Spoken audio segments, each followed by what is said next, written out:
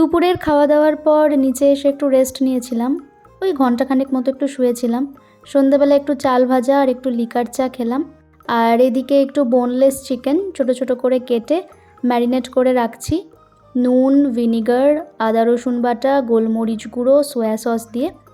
ডাইনিংটা পুরোটাই অন্ধকার করে রেখেছি যাতে একটু হলেও গরমটা কম লাগে। ওপরে ভীষণ গরম, জাস্ট থাকা যায় না। রানীবুড়ি তো সারাদিন কিছুই খায়নি। সন্ধেবেলায় ওকে একটু জোর করেই বসিয়ে খাওয়ালাম। বেশিরভাগ সময়টাই দেখছি ও নিচে গিয়ে শুয়ে আছে, কিছুতেই ওপরে আসতে চাইছে না। তো ভুলিয়ে ভালিয়ে নিয়ে আসলাম, তারপর একটু খাওয়ালাম।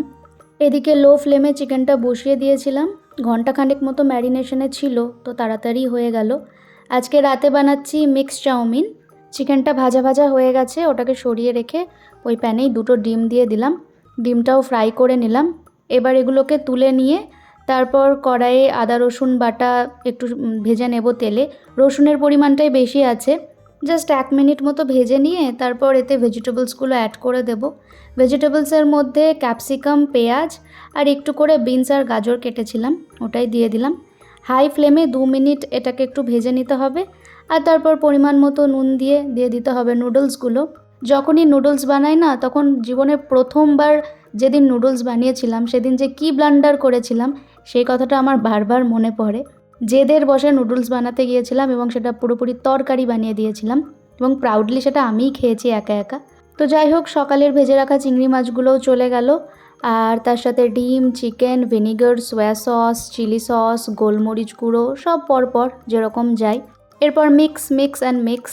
নুডলস বানালে রান্নাঘর তো একটু মেসি হয়ে যায়, কিন্তু কিছু করার নেই, বানাতে তো হবেই। আর আমার কড়াইটাও খুব ছোট হয়ে গেছে, বড় কড়াইটা নিলেই ভালো হতো, মিক্স করার সময় বুঝতে পারছিলাম। যাই হোক, হয়ে গেল। আর এই নুডলসটা না আমাদের দোকানের থেকে কেনা কোনো প্যাকেট নয়, এটা আমার বৌদির দাদা, মানে আমাদেরও দাদা পাপনদা, ওর না নুডলস বানানোর মেশিন আছে বাড়িতে, ও বানায় আবার সেলও করে।